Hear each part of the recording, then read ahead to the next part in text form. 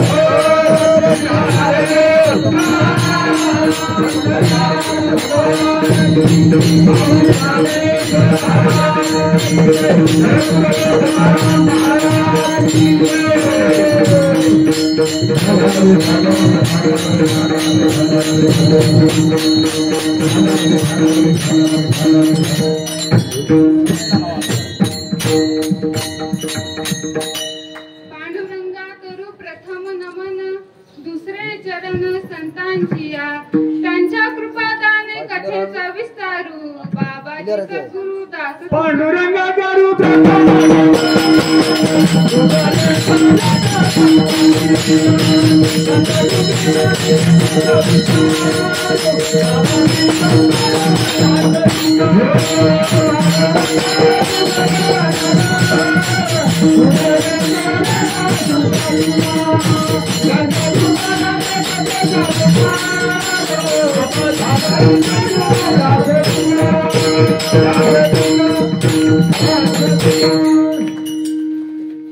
पांडुरंगा करू प्रथम नमन दुसरे चरण संतांचिया त्यांच्या कृपादाने कथेचा विस्तारू बाबाजी सद्गुरु दास तुका गुरुर ब्रह्मा गुरुर विष्णू गुरुर देव महेश्वरा गुरुर साक्षात परब्रह्म तस्मै श्री गुरुवे नमः महायोग पीठे तथे भीमरथम वरं पुंडलीकाय दातृ मुनीन्द्रे समागत्य तिष्ठं तमानन्दकन्दं परब्रह्मलिङ्गं भजे पाण्डुरङ्गं सच्चिदानन्द रूपाय विष्णुपत्यादि हेतवे तापत्र विनाशाय श्रीकृष्णाय नमः कलावद्य जीवोधरा धावधारं कलांकांक तेजोधिकामोधिवक्त्रं खलानिशपदा समोर सरका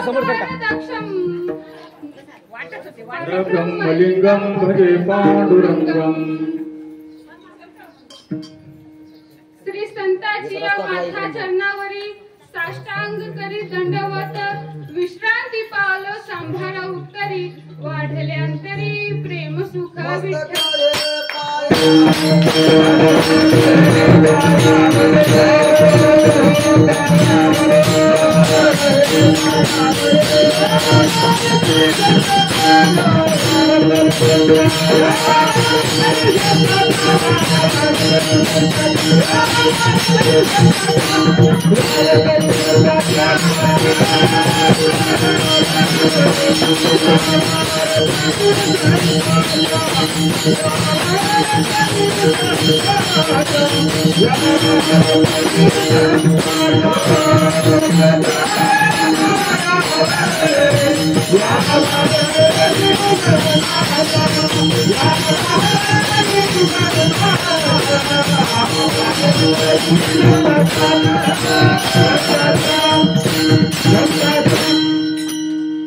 प्रस्तुत प्राप्त प्रसंगी प्राप्त रूपी कीर्तन रूपी सेवेकरता निवडलेला अभंग श्रीमंत श्रेष्ठ जगद्गुरु जगद्वंदनीय वैराग्याचे मुकुटमणी असे श्री देहूचे जगद्गुरु तुकाराम महाराजांचा उत्कृष्ट असा अभंग.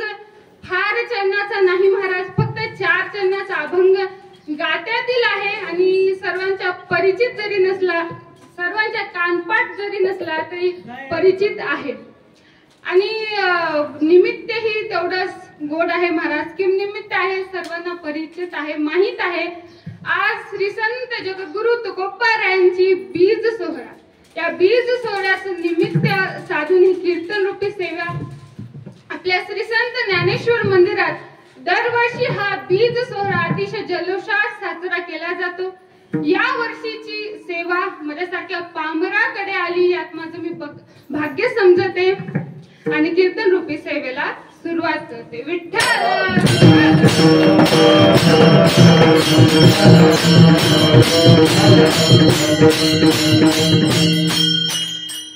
चिंतन महाराज गोड आहेत. मला जसे जमल, जसे माझ्या बुद्धीला जमेल तसे मी सांगण्याचा तुम्हाला प्रयत्न करते. ऐका बरं का. माझे जगद्गुरु या अभंगातून काय सांगत आहेत? मनुष्याला खऱ्या लाभाचे ठिकाण सांगत आहेत. आता यावरही लोक काही म्हणतीलच महाराज. तुकाराम महाराज जगाला खऱ्या लाभाचे ठिकाण सांगत आहेत. यात नक्कीच तुकोबारांचा काही फायदा असावा, कारण काही फायदा असल्याशिवाय लोक काही काम करत नाही. आजच्या कलियुगाचा विचार केला तर आज काही चांगलं कार्य आपण करत असू तर लोक म्हणतात काहीतरी फायदा असावा, काहीतरी स्वार्थ असावा म्हणून हे कार्य चाललं आहे. पण माझे जगद्गुरु हे खरे संत होते आणि खऱ्या संतांचे कार्य एकच महाराज, ते म्हणजे जनकल्याणाचे कार्य. आपण जर तसा विचार केला तर संत ही मनुष्यच, पण आता ते संत कोणत्या वर्गात मोडतात महाराज? तसं पाहिलं तर मनुष्याचे 4 प्रकार महाराज. पहिला वर्ग सांगते तुम्हाला, तो स्वार्थही साधत नाही आणि परार्थही साधत नाही, म्हणजे स्वतःचाही फायदा करायचा नाही आणि इतरांचा तर मुळात हुस द्यायचा. कसं काय बरं? 2 शेजारी होते महाराज. त्या दोघांमध्ये स्पर्धाच महाराज. एकाने एक गाडी घेतली की दुसरा त्यापेक्षा महागातली गाडी घेत होता. एकाने बायकोला दागिना केला की दुसरा त्यापेक्षा भारी दागिना करत होता. आता हे ऐकून आमच्या महिला वर्गाला आनंद झाला असेल. अशी स्पर्धा तर इथं ह्या पुरुषांमध्ये लागली तर आम्हाला लई सोनं घालता येईल बरं का. तुम्ही घालसाल सोनं, पण ह्यांचं दिवाळी निघून जाईल ते कुठे बघताय तुम्ही? असं महाराज त्या दोघांमध्ये ही स्पर्धा लागली. गाडीची असो, सोन्याची असो, बंगल्याची असो, प्रत्येक ठिकाणी स्पर्धा लागली. आता पहिल्या गृहस्थांनी ठरवलं महाराज की आता आपण भगवान शंकरांना प्रसन्न करायचं. का बरं भगवान शंकराच? कारण भगवान शंकर प्रसन्न होण्यास भोळे दैवत महाराज. शिव भोळा चक्र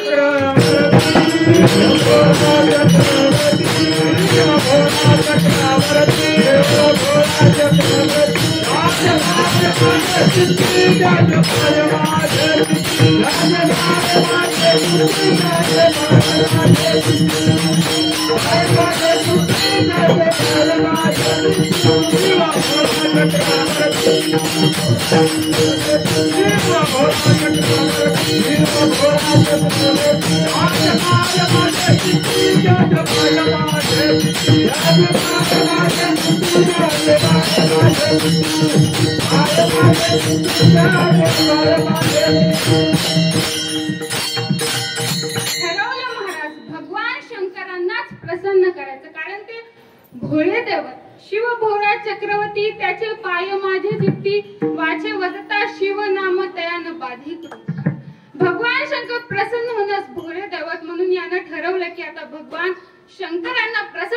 करायचं आणि काहीतरी मागणं मागायचं महाराज.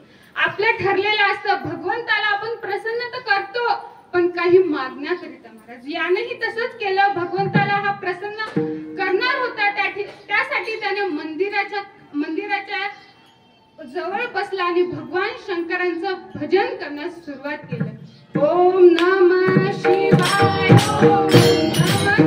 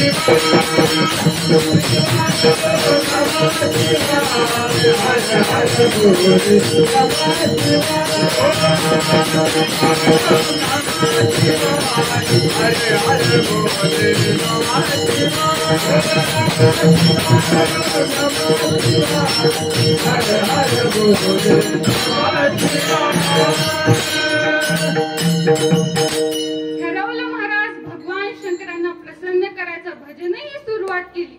हे भजन त्या दुसऱ्या गृहस्थाच्या अंगावर पडलं. त्यानं ऐकलं. ह्याच्यासोबत जो स्पर्धा करत होता त्यानं ते ऐकलं आणि त्यानंही ठरवलं की आपणही भगवान शंकरांना प्रसन्न करायचं आणि आपणही काहीतरी मागायचं. त्यानंही भजन सुरू केलं. इकडे या पहिल्या गृहस्थाला भगवान शंकर प्रसन्न झाले महाराज. भोळे दैवत प्रसन्न झाले. आता प्रसन्न झाले, त्या गृहस्थाला म्हणतायत की बोल, तुला काय पाहिजे, काय देऊ मी, काय मागणं तरी काय आहे तुझं. हा म्हणतो की भगवंता, आधी तुम्ही त्याच्याकडे जा, त्याला जे पाहिजे ते द्या, मग मला जे मागायचं ते मी मागेनच. आता भगवान शंकर त्याच्याकडे गेले. त्याला म्हणतायत की काय पाहिजे, तर तुला काय पाहिजे सांग, मी देतो. हा म्हणतो नाही नाही भगवंता, तुम्ही आधी त्याला प्रसन्न झाला, त्याच्याकडे जा, त्याला जे पाहिजे ते द्या, मग मला जे मागायचं ते मी मागणारच आहे. आता भगवान शंकर जेवढे प्रसन्न होण्यास भोळे दैवत महाराज, तेवढेच क्रोधही त्यांना येतो लवकर. आता भगवान शंकर क्रोधित होऊ लागले. तरीही आले महाराज ह्या पहिल्या गृहस्थाकडे आणि त्याला म्हणू लागले, तुला काय पाहिजे ते माग.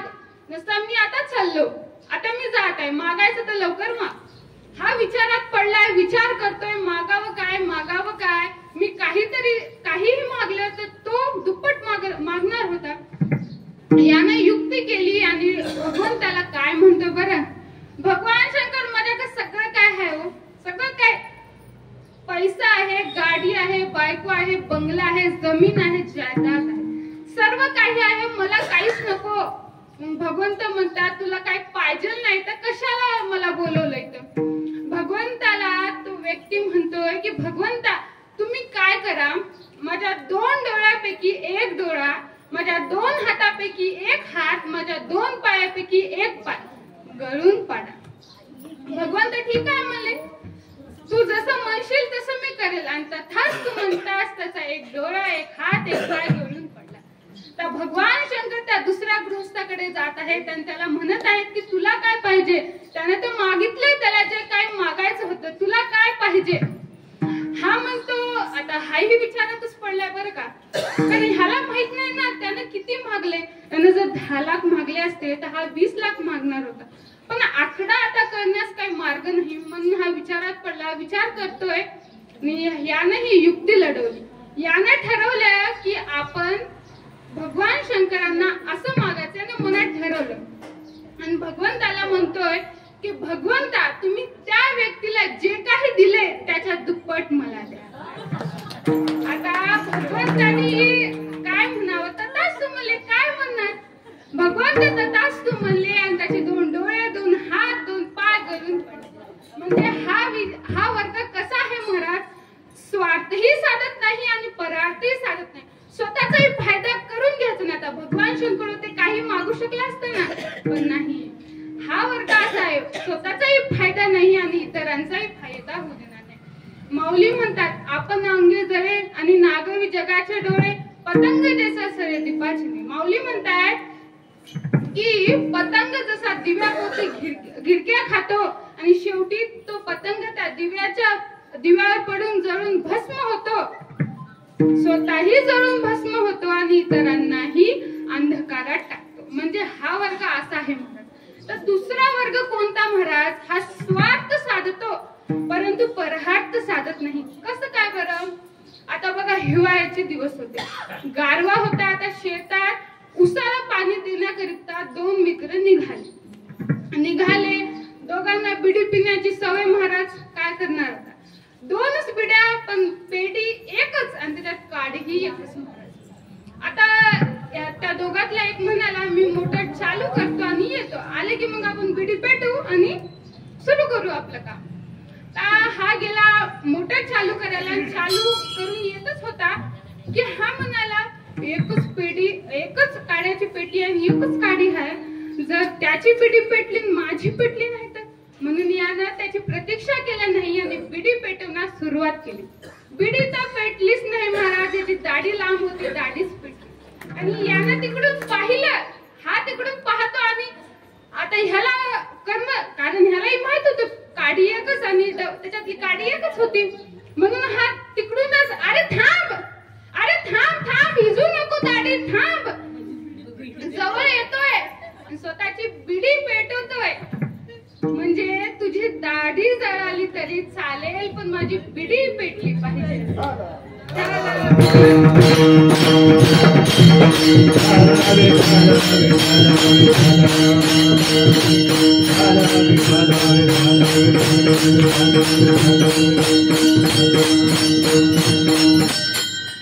आता महाराज, हा वर्ग दुसरा असा होता, म्हणजे स्वतःचा स्वार्थ साधायचा परंतु इतरांचा फायदा बघायचा नाही, इतरांचं नुकसान करायचं.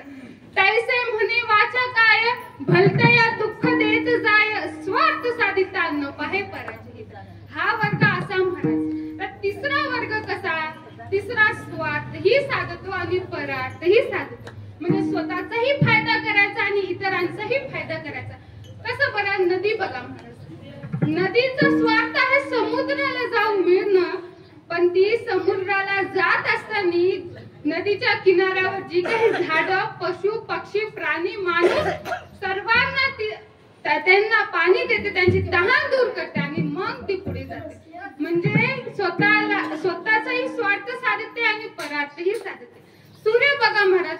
सूर्याचं उगवणं आणि मावणं हा त्याचा स्वार्थ झाला, पण तो सर्वांना प्रकाश देतो, हे त्याचं परार्थ झालं महाराज. हा वर्ग म्हणजे संसारात असून परमार्थ करणारा हा वर्ग बरा म्हणतायत तुकाराम महाराज.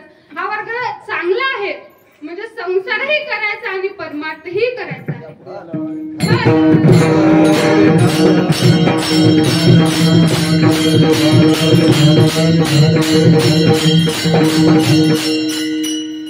आता महाराज, चौथा वर्ग.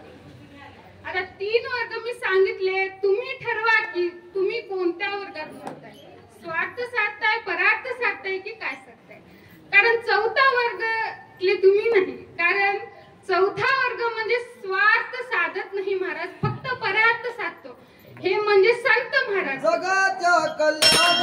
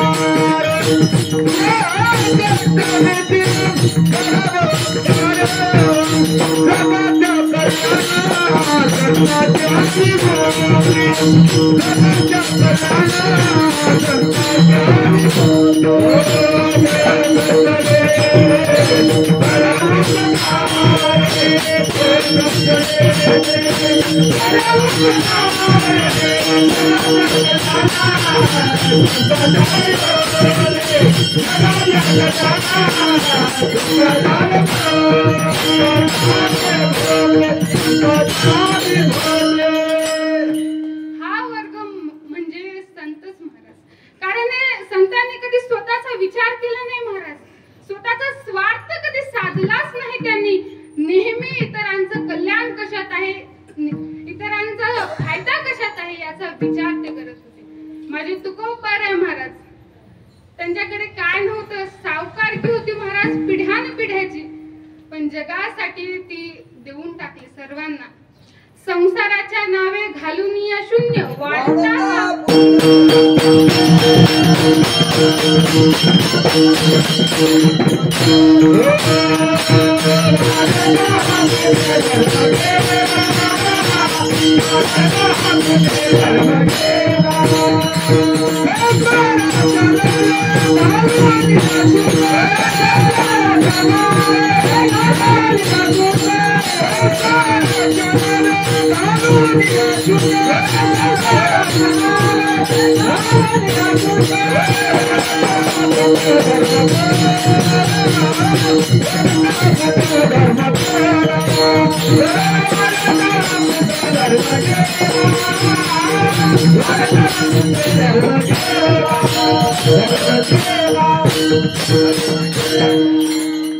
तुकाराम महाराजांनी संसारासाठी काही ठेवलं नाही महाराज. संसारावर तुळशी पत्र ठेवलं आणि निर्वाणीच्या काळापर्यंत म्हणजे तुकोबारा दारिद्र्य राहिले. तुकाराम महाराज स्वतः सांगतात, आम्ही सदैव सुकडे जवळी येता चोर धके जाऊन पुढे बिके तरी घर राख. आणि संत कोणालाही होता येत नाही महाराज. कारण संत होण्यासाठी त्याग असावं लागते, बुद्धी असावी लागते, शास्त्र अवगत लागतं आणि तेवढा परमार्थाचा अनुभव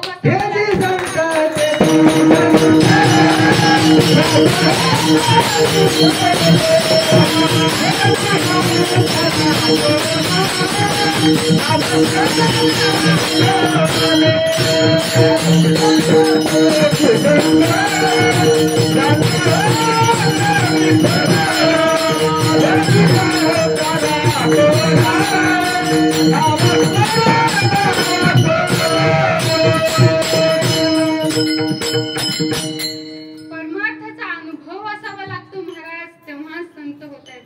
आणि तेवढा अनुभव माझ्या तुकोबारांकडे होता. अनुभवे आले अंगात तो या जगात सांगत असे. अनुभव होता म्हणून ते जगाला हित सांगत होते.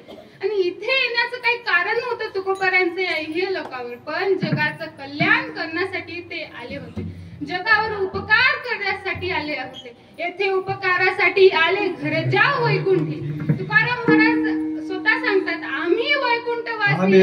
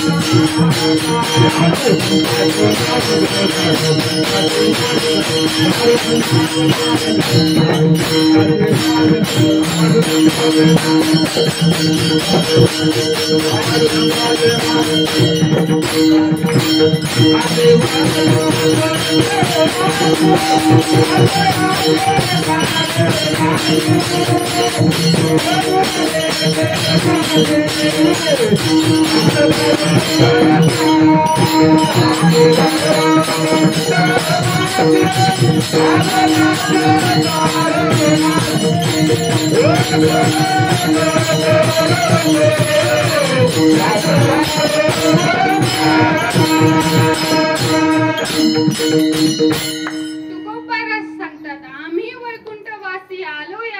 वाराणसी बोलिले जे ऋषी साच भावे वर्ताय. तुकोबराय वैकुंठावर या जगाचं हितच करण्याकरिता आले होते आणि ते हित संत संगतीत होतं महाराज. आणि जो लाभ तुम्हाला प्राप्त होणार आहे तेच महाराज अभंगाच्या प्रथम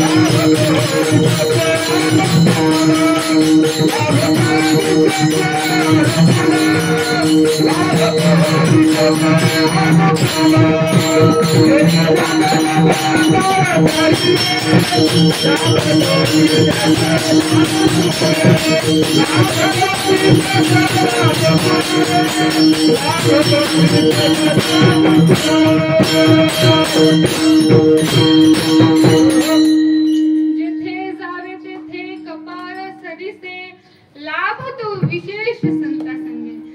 लाभ तुम्हाला संत संगतीत आहे, पण एवढा आहे तुम्ही जिथे जाणार तिथे तुमचं कपाळ तुमच्या बरोबर येणार आहे. असं झालंय बरं का, आता मी कीर्तनाला निघाले आणि माझं कपाळ घरीच विसरले आणि 5 मिनिटात जाऊन घेऊन येते, असं होईल का? नाही होणार महाराज. जिथे जाणार तिथे हे कपाळ तुमच्या बरोबरच येणार आहे. कारण एक लक्षात घ्या, तुकाराम महाराज संत आणि संतांचे बोलणे हे पारिभाषिक असते. जिथे वाचार्थ लागत नसतो तिथे लक्षार्थ लावावा लागत असतो. आता बघा, एक नौकर होता, त्याला मालकाने सांगितलं की साफ सफाई कर आणि आज मोठे मालक येणार आहेत म्हणून चांगलं साफ कर आणि कचरा टाकताना माणूस पाहून कचरा टाक. कारण ऑफिस दुसऱ्या मजल्यावर होतं, हाय का नाही. मग आता मालकाने म्हणले की माणूस पाहून कचरा टाक. यानं मला साफ सफाई एकदम चांगली केली, चमकूच लागलं ऑफिस. आता खिडकी पाशी थांबतोय आणि बघतोय कोणी जाते का. माणूस जात असताना त्याच्या अंगावर कचरा टाकला. आता काय करा, तो माणूस काय संत होते का? संत हे समजावून सांगतील, ऐकून घेतील, काही उपदेश करतील, पण तो संत नव्हता, तो माणूस होता. आता हा वरी गेला आणि भांडायला लागला की तुम्हाला दिसत नाही का हो, माझ्या अंगावर कचरा टाकलाय तुम्ही. हे आवाज ऐकून मालक बाहेर येतो. मालक म्हणतो काय झाले? बघा तुमच्या नोकरांनी माझ्या अंगावर कचरा टाकले, ह्याला दिसलं नाही का मी एवढा धडधाकट आहे. मग नोकर म्हणतो मला बोलायचं काही कारण नाही बरं का, म्हणजे मालकच म्हणले माणूस जाताना बघ आणि त्यांच्या अंगावर कचरा टाकला. आता मालक म्हणतायत की मी असं कधी म्हणालो, मी तुला म्हणालो माणूस नसताना कचरा टाक. आता ह्याने तिथं वाचार्थ घेतला, लक्षार्थ घेतला नाही त्याने, म्हणून फजिती झाली. आता अशी बरेच तुम्हाला उदाहरणं देता येतील. आता कपाळ म्हणजे नेमकं काय? नशीब, प्रारब्ध.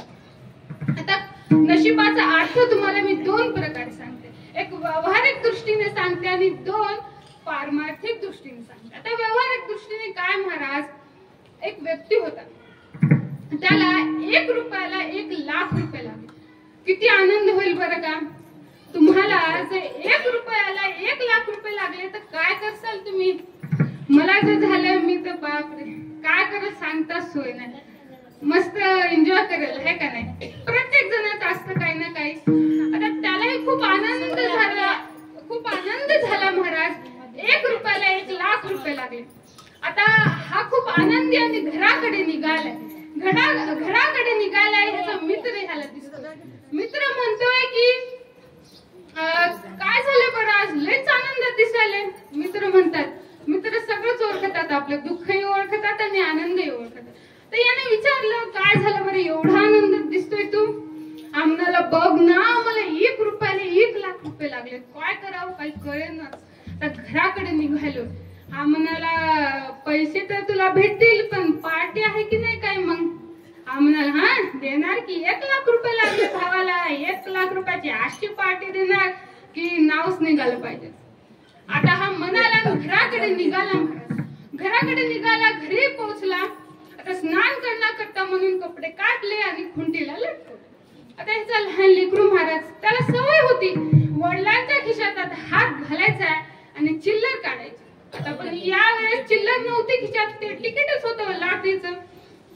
त्याने तर तिकीटच घेतलं की महाराज. तिकीट घेतलं आणि खेळत बाहेर गेला आणि फाडून टाकलं. आता हा अंघोळीहून आलाय, कपडे घातले याने आणि खिशात पाहतो काहीच नाही महाराज. दुःख झालं. दरवाजात बसलाय, असा कपाळा हातच लावून बसला. मित्र आला तिकडून आणि म्हणतो, काय झालं बरं, आता एवढा आनंदात दिसतो ना, आता दुःख तुला कशाचं झालंय? हा म्हणतो, बघ ना रे, 1 रुपयाला 1 लाख रुपये लागले, पण माझ्या नशिबातच नव्हते.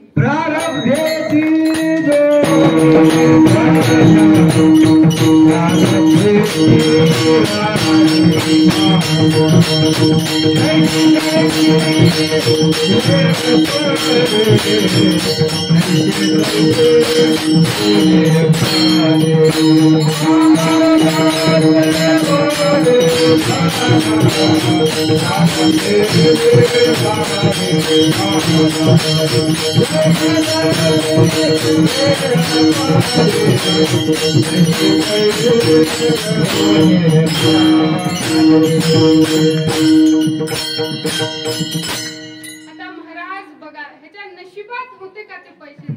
आनंद तर झाला पैसे लागण्याचा, पण मिळाले नाही. काय करणार? दुःख झालं महाराज. रडत बसला होता. आता हेच अर्थ तुम्हाला मी पारमार्थिक दृष्टीने सांगते. कसं बरं काय? बघा हा अर्थ बघा. आता जेव्हा एक स्त्री बाळंतीण होत असते, असं म्हणतात की 5व्या दिवशी सटवाई येते आणि त्या बाळाचं नशीब लिहून जाते. आणि ते नशीब कोणालाही पुसता येत नाही महाराज.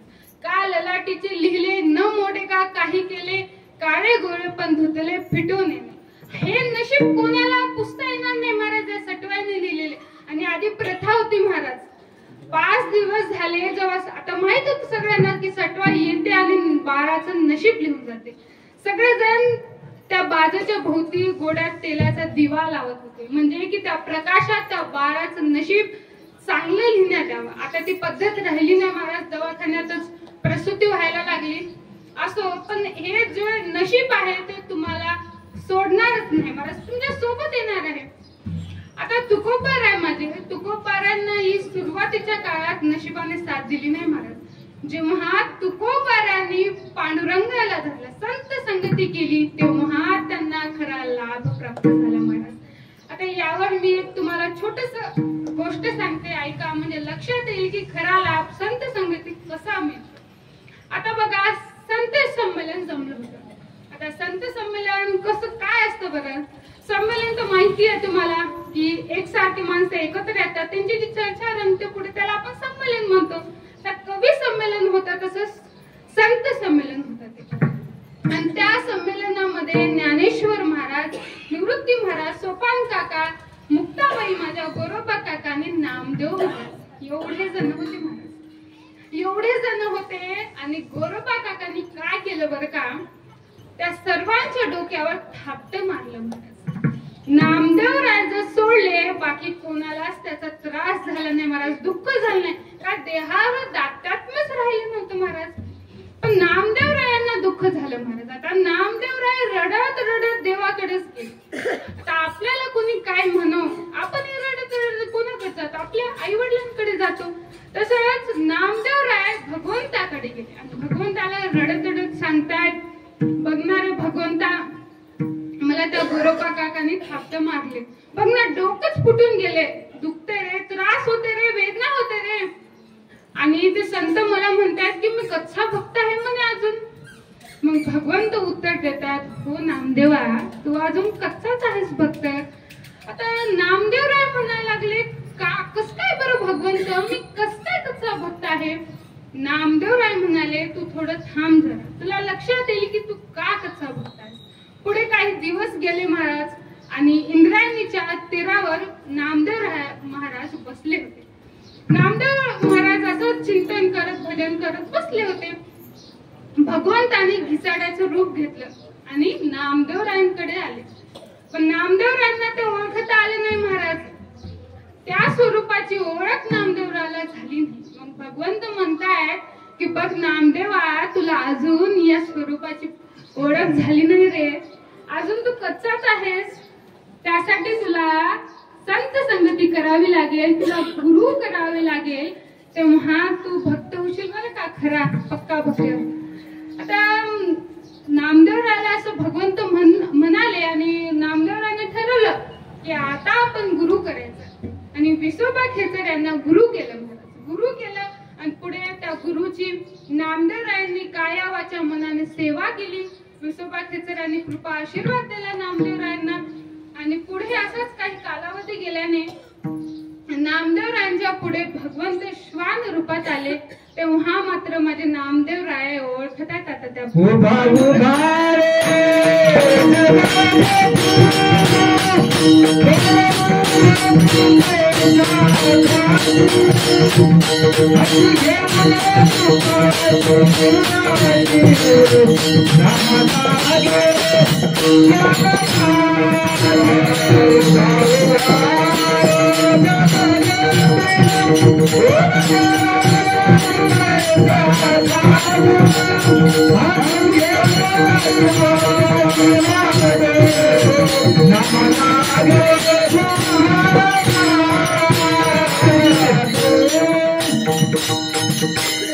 नामदेवरायांनी गुरु केले महाराज. आणि त्यांना भगवंताच्या खऱ्या स्वरूपाची ओळख. नामा मने खेचर पायी ओळखी झाली सर्वाठाई. खेचर विसा केला गुरु, तेव्हा झाला साक्षात गुरु बिना कोण अवतार, गुरु बिना कोण अवतार, गुरु बिना कोण अवतार, गुरु बिना कोण अवतार.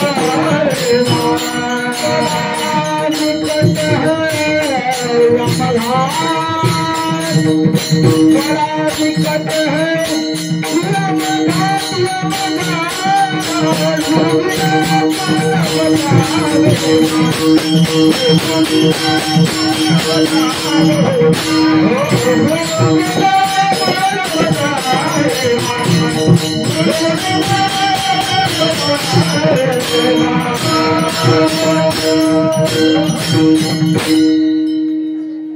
नामदेवरायांनी गुरु केला आणि त्यांना भगवंताच्या खऱ्या स्वरूपाची ओळख झाली महाराज.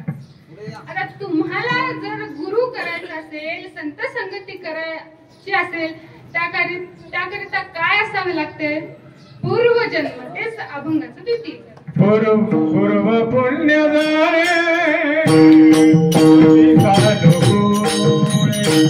पूर्व पुण्य जाणे होते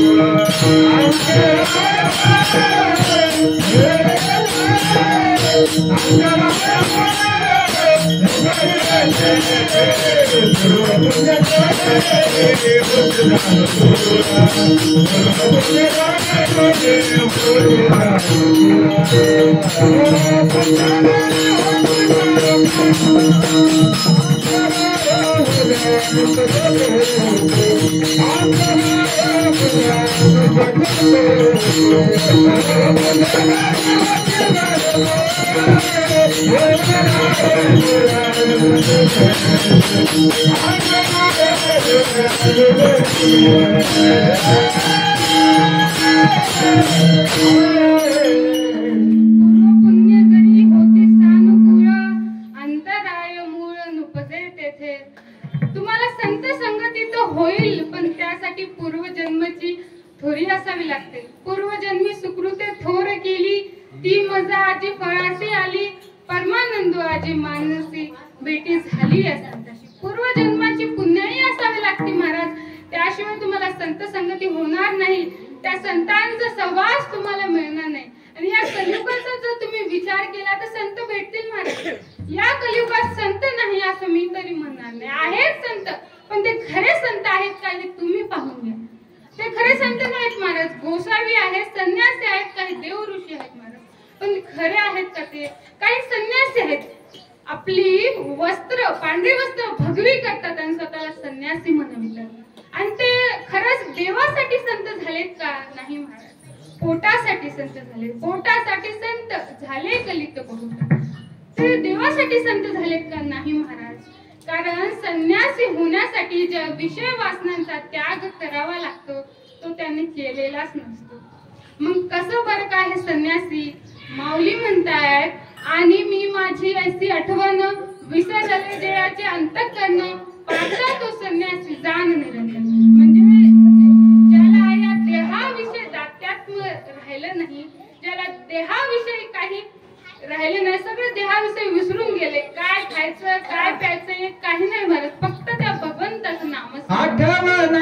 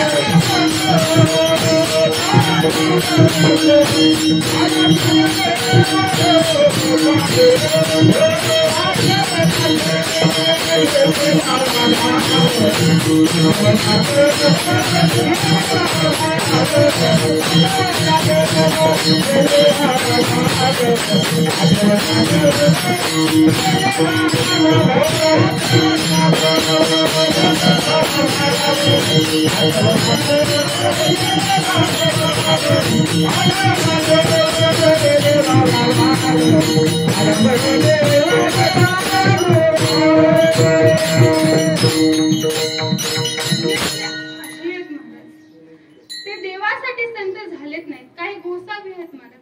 लांब लांब जटा वाढून या काय, पावडे घेऊन क्रोधे चाले. लांब लांब जटा वाढवायच्या, हातात चिमटा घ्यायचा आणि मोठ्या आवेशाने चालायचं की आम्ही गोसावी आहोत. नाही महाराज, हे खरे संत नाहीत, हे खरे गोसावी नाहीत. तुकाराम महाराज म्हणतात, तुका मने ऐसा सर्वस्व बुडाला, त्यासी अंतराला पांडुरंग. जो नामस्मरणामध्ये बुडालेला आहे तोच खरा संत, तोच खरा गोसावी, तोच खरा संन्यासी. तुकाराम महाराज म्हणतात, आम्हीही गोसावी झालो. काम क्रोध केले, काम क्रोध बंदी खाली, काम क्रोध बंदी खाली, तुका म्हणे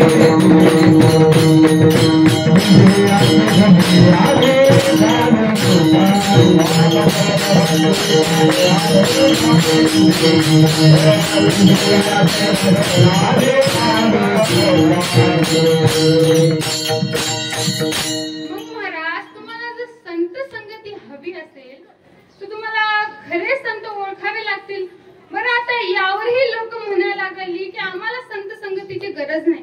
कशाकरिता हवी संत संगती? आमच्याकडे सर्व काही आहे महाराज. धन आहे, पैसा आहे, जमीन, सर्व काही ऐश्वर्य संपन्न आम्ही आहोत. तुमचं भाग्य खूप चांगलं आहे. मग कशाकरिता संत संगती? तुकोबाराम म्हणतात, नाही महाराज, ही काय खरं भाग्य नाही. खरं भाग्य कोणतं? तेच महाराज अभंगाच्या तृतीय चरण. भाग्य तरी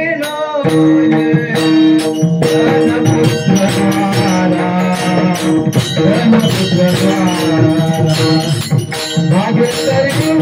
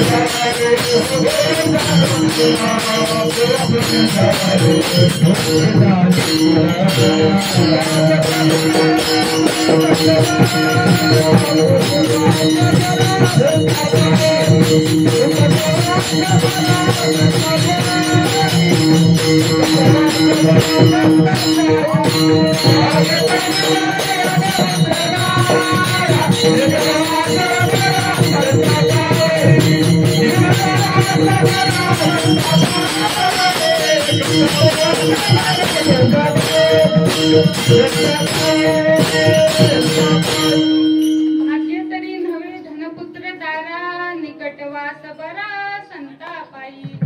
आता तुकोबाराम म्हणतात, हे काय खरं भाग्य नाही.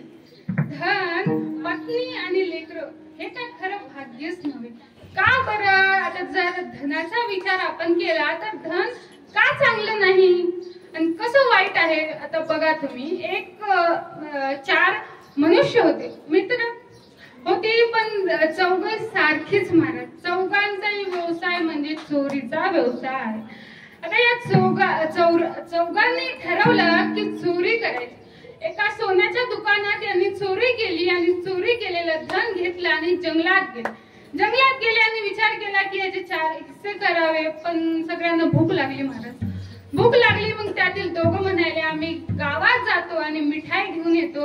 ती मिठाई आपण खाऊ आणि मग वाटणी करू याची. आता हे दोघं गेले मिठाई आणण्याकरिता. मिठाई आणण्याकरिता गेले, मिठाई घेतली आणि परत येतच होते. विचार केला महाराज, विचार केला आणि हे म्हणाले की जर आपण मिठाईमध्ये विष टाकलं तर 2च हिस्से होतील, 4 हिस्स्याची गरज नाही. टाकलं महाराज, यांनी त्या मिठाईत विष टाकलं आणि तिकडे त्यांनी काय विचार केला की हे दोघं आले की यांना पाणी आणण्याकरिता विहिरीकडे न्यायचं आणि ढकलून टाकायचं. आता ह्यांनी इकडे असा विचार केला आणि इकडे असा विचार केला. आता बघा काय होते पुढे. हे दोघं आले, चौघं एकत्र बसले. हे दोघं म्हणाले की तुम्ही काय करा, पाणी जाऊन आणा. आता खाल्ल्यानंतर पाणी बी लागेल की प्यायला, तुम्ही पाणी घेऊन या म्हणाले. आता हे पाणी आणण्याकरिता गेले आणि हे दोघं बघतच होते की हे कधी असं जवळ जातात आणि अंदाज घेऊन ढकलून कधी द्यावं याच्यात ते शोधतच होते.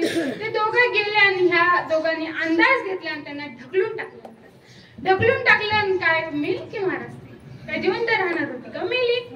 आता इकडे हे आले आणि हे म्हणाले आता टेन्शन नाही, 2च हिस्से होणार आहेत, ते आपलेच आहेत, कशाला काय करायचंय, शांत बसूया, मिठाई खाऊया आणि मग वाटणी करूया, 2 हिस्से करूया. आता हे तिथे आले त्या मिठाई आणि धनाजवळ, मिठाई खाल्ली, मरून गेली दोघं. कोणाला मिळालं धन? तुका म्हणे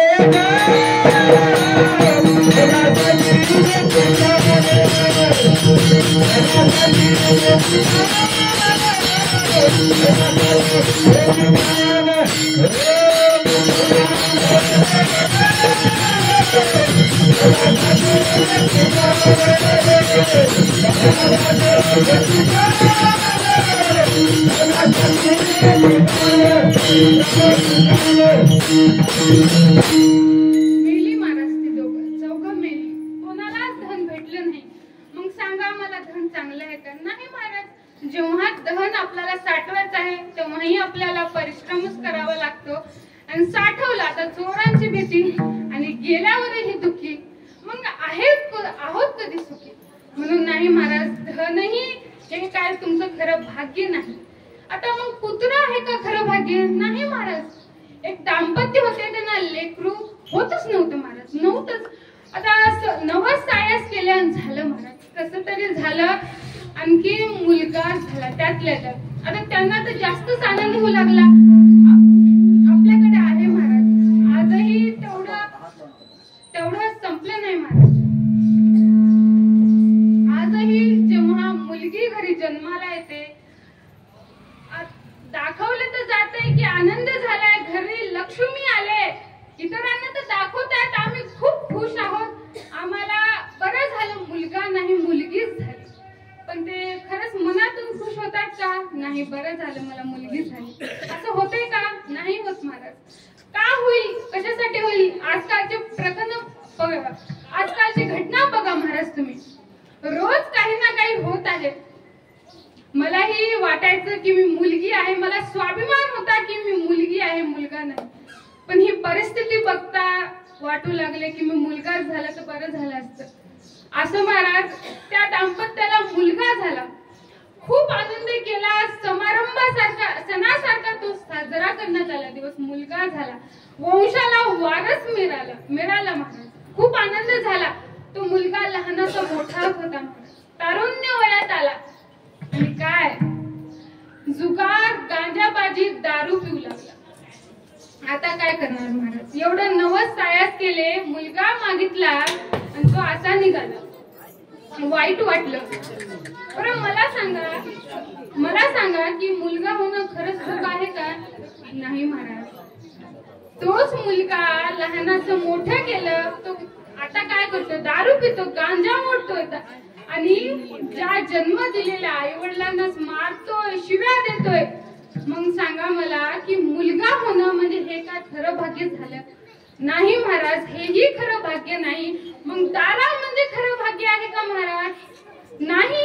आता दारा म्हणजे पत्नी म्हणजे खरं भाग्य आहे का? नाही महाराज. पत्नी म्हणजे कसं काय खरं भाग्य असावं? तिच्या संगतीत तुम्हाला काय लाभ प्राप्त होणार आहे का? नाही महाराज. कसं काय बरं? पत्नी ही खरं भाग्य नाही.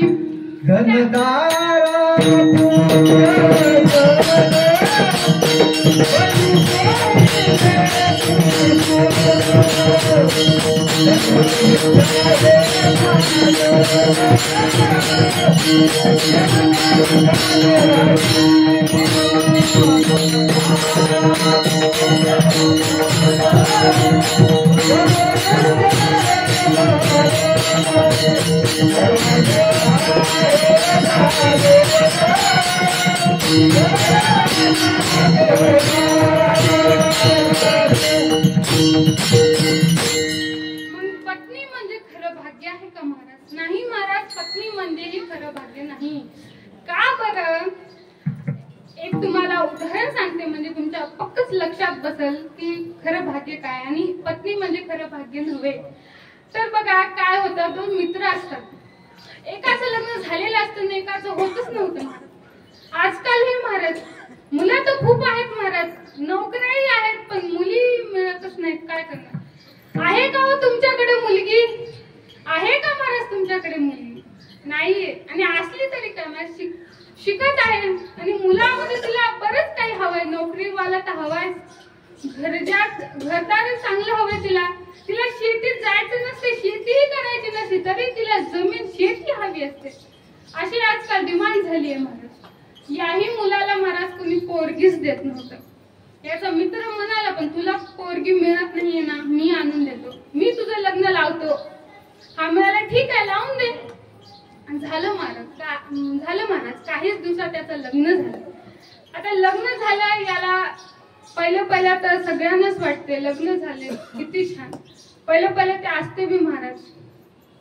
बायकोला जेव्हा बायको नवऱ्याला बोलवते, अहो ऐकलं का, हळू आवाज असतो, शांत. आई सासूबाई नाही म्हणते. तर पहिले सासूबाई म्हणायची, आत्याबाई म्हणायची, आता आई आले, आई म्हणतात. असं आईही म्हणा, पण तेवढं प्रेमही करा आपल्या आईसारखं. अहो आई ऐकलं का, असं सुरुवातीला असतं. जेव्हा एखादं लेकरू होतं तेव्हा ही मेली कधी मरती की मजाच मुळावर बसल्या, कुठं जायना काही नाही, उठलं की चहा दे, हे कर ते कर, असं आहे महाराज. सुरुवातीला असतोय ते, सर्वांचाच अनुभव असतोय ते. पहिले चांगलंच वाटते सगळं, पण जेव्हा दिवस जातात तेव्हा कळते की काय असतं, संसार असतो तरी काय. मग आता याचं लग्न झालं. सुरुवातीला याला चांगलं वाटायला लागले की बायको चांगली आहे, ऐकते गडे माझं, ऐकते, मला मान देते, 4 चौकात पदर घेते डोक्यावर. आता पदरची प्रथा राहिली नाही महाराज. पहिलं होतं मोठं कोणी दिसलं की पदर डोक्यावर, भीत होते. माझ्या आजीचा एक प्रसंग सांगत होती. असंच माझ्या आजीच्या अंगावर डोकं म्हणजे पदर खाली पडायला.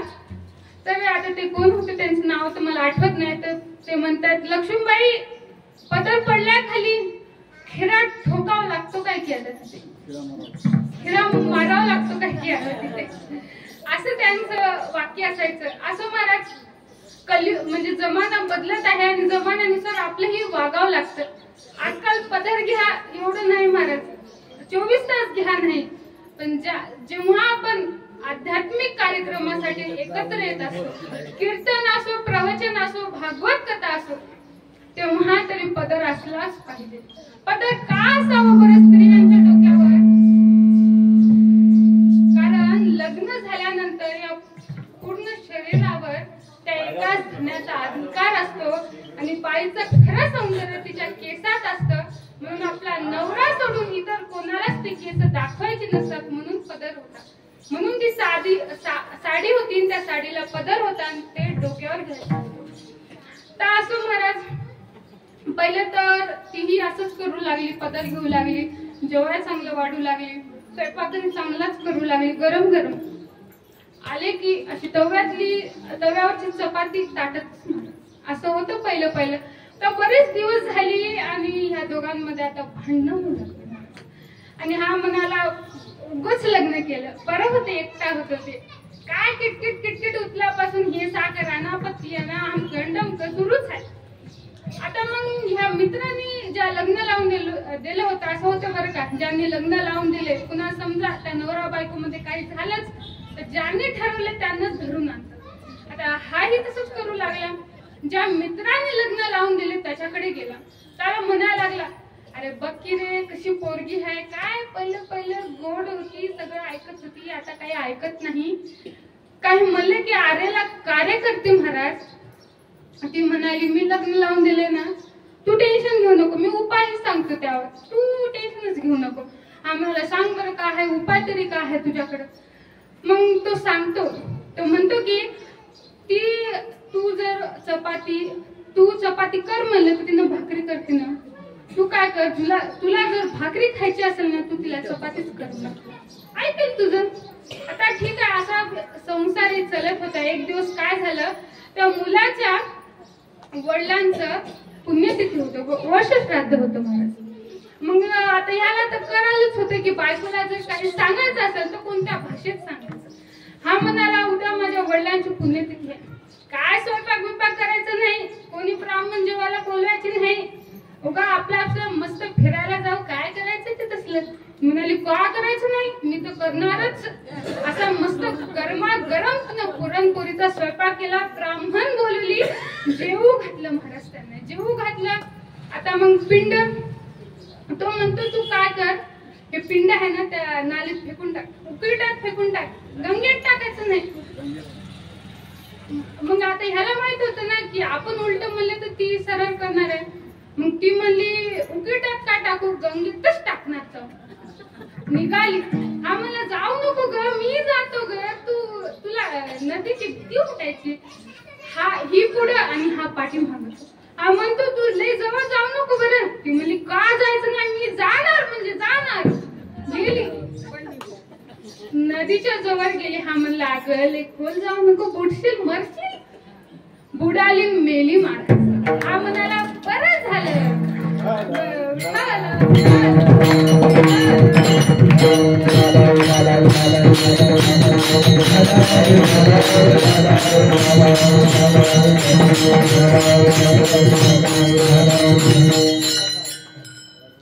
मग महाराज तर मला सांगा, धन तुमचं खरं भाग्य नाही, पुत्र प्राप्ती हेही तुमचं खरं भाग्य नाही, चांगली पत्नी हेही तुमचं खरं भाग्य नाही. मग खरं भाग्य कोणतं?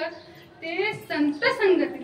जेव्हा तुम्हाला संत संगती मिळेल तेव्हा त्यांची काया वाचा मनाने सेवा करायची असते महाराज. तेच अभंगाचं शेवटचं. तुका म्हणे करावे मेरा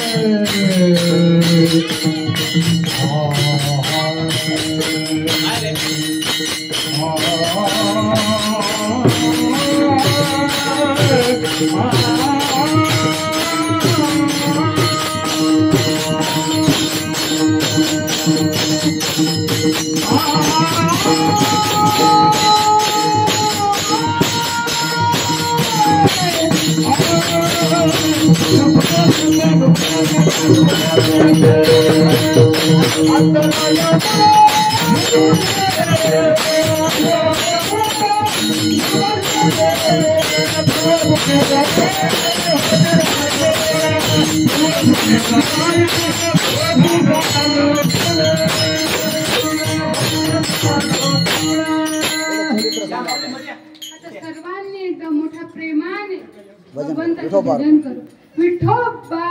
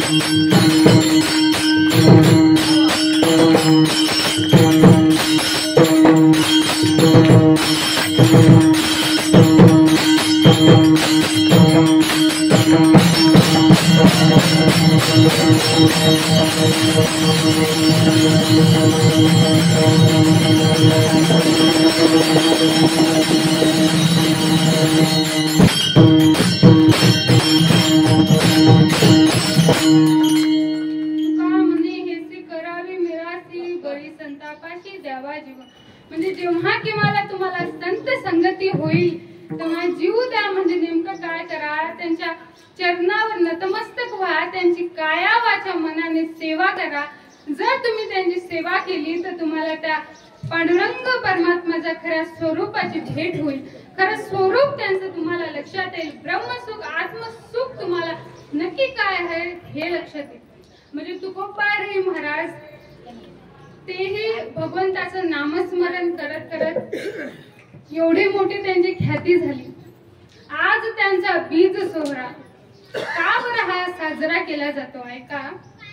देहूचे श्री संत जगद्गुरु जगदवंदनीय तुकाराम महाराज यांचा जन्म देहू ठिकाणी झाला. तिथेच ते लहानाचे मोठेही झाले. त्यांचं लग्न झालं. आता महाराज लग्न झाली, लेकरूही झालं. त्यांच्याकडे पिढ्यानपिढ्याची सावकारकी आणि दुकान होतं. काही काळातच महाराज दुष्काळ पडला आणि माझे तुकोबरांचं एवढं मोठं अंतःकरण, माझे तुकोबराय अंगणात सर्व धान्य ठेवले. सर्वांना म्हणताय ज्यांना जेवढं लागल बाबा तेवढं घेऊन जा. आणि जी काही त्यांच्याकडे पिढ्यानपिढ्याची सावकारकी होती त्यांनी ती इंद्रायणी टाकून दिली. महाराज एवढं उदात एवढं मोठं अंतःकरण माझ्या तुकोबारांचं होतं. एवढं अंतःकरण मोठं करता येत नाही महाराज. आपल्यासारख्यांना ते येणारच नाही. 1 रुपया कुठं खर्चायचा म्हणलं तर आपण 10 वेळेस विचार करतो. आणि माझे तुकोबाराय देऊन टाकलं. होतं नव्हतं सगळं देऊन टाकलं. आता अन्न करत करत तुकोबारांची पहिली पत्नी आणि एक मुलगा मरण पावले. पुढे तुकोबारायांनी दुसरं लग्न केलं. जिजामाता म्हणजेच आवली त्या त्यांच्या दुसऱ्या पत्नी माहेरच्या त्या खूप श्रीमंत होत्या. तुकोबारा आता कोणता व्यवसाय करत नव्हते. आवली म्हणतात की मी माहेरकडून पैसे आणते आणि तुम्हाला व्यवसाय टाकून देते बरं का. ठीक आहे, व्यवसाय टाकून देते. तर कोणता व्यवसाय टाकला महाराज? मिरच्याचा व्यवसाय टाकला. तुकोबारा बाजारात मिरची घेऊन बसलेले आणि त्यांचं नामस्मरण, त्यांचं भजन सुरूच आहे. कोणी आला, कितीला दिली मिरची? घेऊन जा ना बाबा, लागेल तेवढी घेऊन जा. 1 किलोच पाहिजे लो. बरं 1 किलोच घेऊन जा. काहींना घ्यायचीही नव्हती महाराज, होती. पण हा व्यवसाय करतो तुकोबारा, जो व्यवसाय करतात, सगळे चर्चा पसरली. हा मिरच्याचा सावकार जो व्यवसाय करणार आहे ना, तो लय भर आहे. 1 किलो मिरची घ्यायची म्हणली तर आपापली घ्या म्हणतो. मी तर 2 किलो घेऊन आले. मीही तिथंच होते. मी बी गेलते मिरची आणायला. माझ्या घरचं मिरची संपलं होतं. आता बीजेचा सोहळा तर करायचा, मिरची नव्हतं. मी म्हणलं मी बी तुकोबारांकडे जावं काय की मिरची. मी बी गेले, 5 किलो मिरची घेतली महाराज. तुकोबारांना म्हणले 2 किलो पाहिजे बरं का. पैसे रात्री देते म्हणलं त्यांना. घेतली त्यांच्याकडून, मीही मिरची घेतली. पैसे काय मीही दिलेच नाही. मग आता आणखीन एक व्यक्ती आला. तो म्हणाला की माझ्या मुलीचं लग्न आहे तुकोबा. तुम्हाला तर माहितच आहे, गरीब शेतकरी, आपल्याला काय पैसा मिळतो की काय मिळतं महाराज. तेवढी एक पिशवी मला द्या बरं का, तुमचं लय उपकार होतील. असं काय बाई म्हणू लागला. पैसे तुम्हाला देतो बरं का. रात्री माझा एक मित्र घेऊनच येणार आहे, रात्री देतो म्हणाला. आणि तो गेला निघून. हे सगळं दृष्ट माझे पांडुरंग परमात्मा वरून पाहत आहेत. माझ्या भक्ताला तुम्ही फसवताय माझ्या भक्ताला तुम्ही. थांबा म्हणतो. मुन्शीजींचं रूप घेतले आणि निघाले सर्वांकडे मिरचीचे पैसे आणण्याकरिता. आता सर्वांकडे जात सगळ्यांची पैसे घेतली. माझ्याही घरी आले बाबा. मला म्हणतात, ए राधिका, तुला मिरची घेतली होतीस म्हणा 5 किलो. मी म्हणलं नाही, मी घेतली. माझ्या मालक म्हणले की तू 5 किलो मिरची घेतली आणि पैसे रात्री देतो म्हणले. देणार चालले. कशी देणार बघतोच म्हणले. पांडुरंग परमात्मा म्हणतात. आता पांडुरंगाला भ्यावंच लागतं. तुम्ही कोणी असता तर भिले नसते बरं, मी दिलेच नसते पैसे. पण पांडुरंग परमात्मा होते म्हणून मला भीती वाटली. देऊन टाकले मी पैसे. आता त्या व्यक्तीकडे गेले. पांडुरंग परमात्मा ज्यानं लेकीचं लग्न आहे खोटं सांगून मिरची घेतली होती, तो त्याच्याकडे गेले. पांडुरंग परमात्मा पैसे आणण्याकरिता. तो म्हणाला मीही काय मिरची घेतली नाही बाबा. काय बघा माझी पोरगी एवढीशी त्यांनी, आता कशाला लग्न लाव असं. आता तो खोटं बोलला होता ना. भगवंताला तर सगळं माहितच आहे. तुम्ही मनात काय विचार करायला हे त्या पांडुरंगाला कळतं. मग हे करणार नाही का बरं? कळालं की पांडुरंगाला समजलं की हा खोटं बोलत आहे. पांडुरंगाने आजूबाजूची माणसं गोळा केली आणि म्हणू लागला हा पैसे देत नाही. तुकोबारा बी आता कमरेवर हात ठेवला आणि म्हणतात, कसा देतो देत नाही पाहतोच की. हालूच देत नाही तुला. पैसे घेतल्याशिवाय जाऊच देणार नाही म्हणले. तुझ्या घरातच बसतो, दारातच बसतो म्हणले. त्यालाही भ्यावं लागलं आणि त्याने पैसे दिले. भगवंत हे सर्व पैसे घेऊन तुकोबारांकडे गेले. तुकोबारांना देऊन टाकले पैसे. तुमचेच आहे म्हणले, घ्या म्हणले. नफाई आहे. सर्व पैसे दिले. आता तुकोबारा निघाले. घराकडे जाण्याकरिता निघाले. रस्त्यात पाहतायत एक नांगर, त्याला एक माणूस आणि एक बैल होता. आता तुकोबारा म्हणाले असं कसं होत आहे गडे, पाहावं म्हणून जवळ गेले. विचारलं त्या शेतकऱ्याला, तुम्ही असं काय करत आहे बरे यांच्यासोबत? मग तो शेतकरी म्हणाला की ह्या व्यक्तीने मुलीच्या लग्नाकरिता माझ्याकडून पैसे घेतले आहेत आणि तो आता परत करू शकत नाही म्हणून मी या कामाला लावले त्याला. तुकोबारा म्हणतात, किती पैसे झालेत? असे झालेत तरी किती पैसे की तुम्ही यांना कामाला लावले? तुकोबारा म्हणतात, सांगा किती पैसे झालेत, मी देतो. जेवढी काही कमाई झाली, जेवढा काही नफा झाला, 1 रुपया शिल्लक राहू दिला नाही तुकाराम महाराजांनी. सर्व काही त्यांना देऊन टाकलं. आता तुकोबाराय घराकडे निघाले.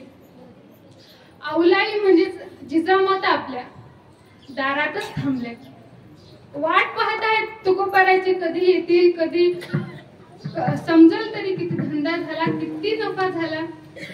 तुकोबारा आले आणि विचारतात जिजाबाई की किती नफा झाला, सर्व मिरच्या ऐकल्या का? तुकाराम महाराज म्हणतात, हो ना, सर्व मिरच्या ऐकल्या, फायदाही भरपूर झाला होता. पण वाटत जे काही घडलं ते आता जिजाबाईंना सांगतायत तुकोबारा. आता जिजाबाईंना रागच आला. एक तर माहेरकडून पैसे आणले व्यवसाय करण्याकरिता आणि तेही तुम्ही ठेवले नाही, देऊन टाकले. तुम्हाला त्यांची दया आली, तुम्हाला माझी दया आली नाही का बरं? बायकोचं वाक्य. तुम्हाला त्यांची दया आली, तुम्हाला माझी दया आली नाही का? आपल्या लेकरांचा विचार तुम्हाला आला नाही का? तुमच्या नावाला तर यशच नाही, तुम्हाला यशच नाही, असा जिजाबाई म्हणजेच औली म्हणत होत्या. आता तुकोबारांनी ठरवलं की आता कोणता व्यवसाय करायचा नाही, फक्त पांडुरंगाचं नामस्मरण करत राहायचं. एक तर असंच मंदिराच्या ठिकाणी तुकोबाराय नामस्मरण करत बसले होते.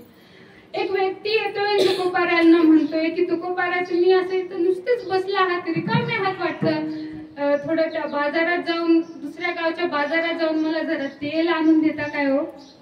तुकोबारा म्हणते, आणतो, किती काय झालं, आणतो म्हणजे. ती पौरी घेतली, त्याच्यात त्यांनी पैसे टाकले, गळ्यात विना आणि हातात पौरी. ती पौरी पाहून सगळ्या गावचेच लोक महाराज तुकाराम महाराजांकडे, पौरी आणि पैसे, पौरी आणि पैसे, आमचंही तेल घेऊन या. तुमचं कोणाचं आणायचं का सांगते? जमले का?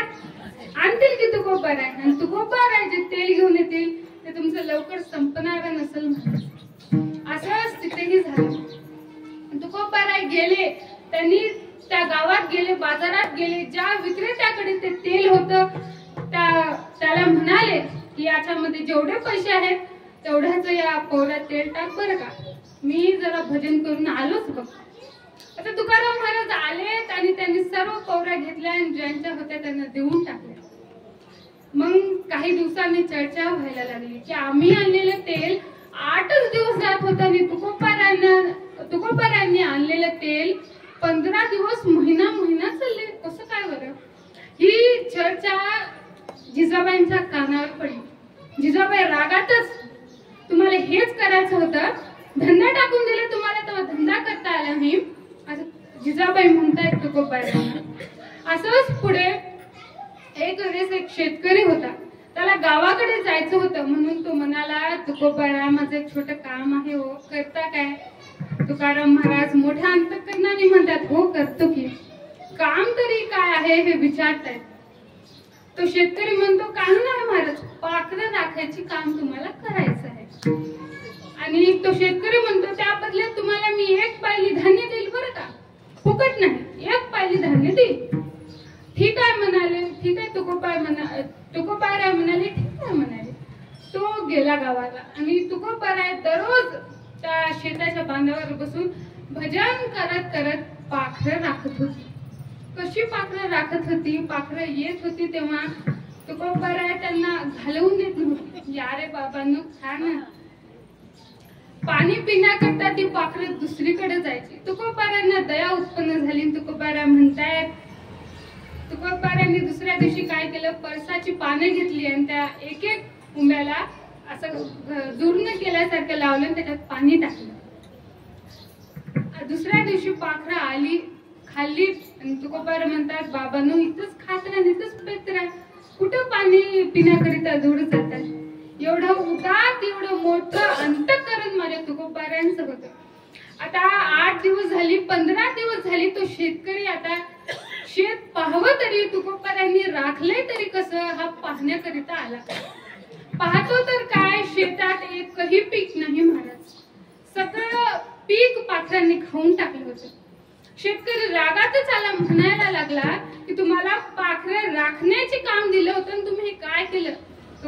तुकोबाराय शांततेत म्हणतात, हो पाखरच राखली ना मी, पाखरं आली ना, मी त्यांना घालवली नाही, त्यांना धान्य खाऊ दिलं, त्यांना त्रास नको म्हणून मी पाणीही इथं आणून ठेवलं.